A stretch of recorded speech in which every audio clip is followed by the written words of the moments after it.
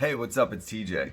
The first thing I wanted to do in this video is just reach back out to everybody who's interacted with me since last Thursday about my recovery, about the mind grind stuff, about the stocks situation. I just really did all of that on purpose in order to just draw attention to myself. That's what I wanted to do. I felt like I needed to pull people closer to me in order to be supported. I mean, we've been starved for 10 months from a lot of the attention that we would normally get, the human interaction that we normally would have. And so, fuck it. You know what? You say, oh, you did it for attention? Yeah, motherfucker, I did it for attention. Anyway, wanted to give you a quick update here about what's happening with some of those loose ends in the statuses that I left. It's not, yeah, sure. I'm sure everybody's fucking, oh, what's gonna happen with TJ, right? I'm probably the center of everybody's focus. But if you're interested, if you're finding this entertaining, I appreciate it. You know, I came right out and said, like, the persona that you see in the statuses that I post is very clearly, to me, a way to sublimate my ADHD thought worms, as we call them, and other symptoms into something that at least hopefully maybe other people find entertaining. And this way I don't carry that kind of stuff around and ruminate on it. I think that learning how to do that explains a lot of the difference in my behavior between the person that was shooting heroin in abandoned houses in Camden 10 years ago versus the person that I am today.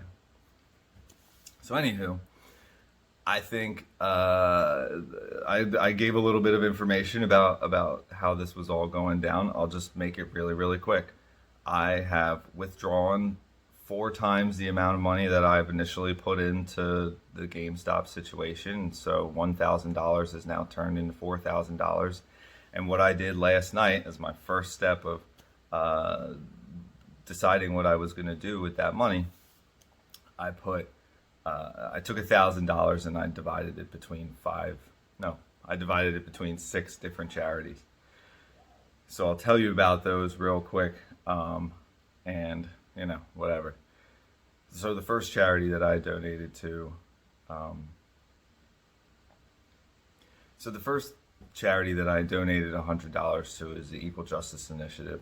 This is one that I've been donating to actually for several months now. On a recurring basis. I think that ending mass incarceration is really going to be the foundational step to revolutionizing mental health care and behavioral health care in this country.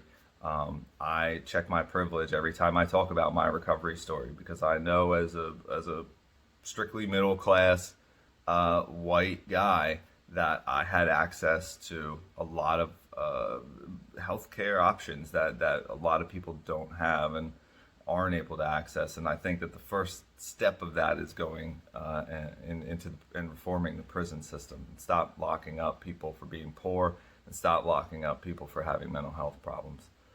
The second charity that I donated $100 to is the Caron Foundation's Chapel Fund and Music Group. So the Chapel Fund was started by a guy named Father Bill Holtberg. He used some of that Chapel Fund money to help me out when I was in early recovery. And that is something that I know goes directly back to the patients and doesn't line the pockets of the royal class at the Caron Foundation, but it goes directly back to the patients and gets used for their aftercare. The third charity that I donated to is Easy Does It Incorporated. This was a halfway house that I lived at from about 4 months clean till I had about a year and 4 months clean. That was actually the place that the chapel money was used for, to send me to when I was in early recovery. And the music group there, I just think, I'll tell this longer story later, but I think it aligns so much with, and that's been an inspiration really for Mind Grind's vision, that I felt that I needed to, make ends meet there, so to speak. What did I say? Equal Justice, EDI, Caron. The fourth is WHYY.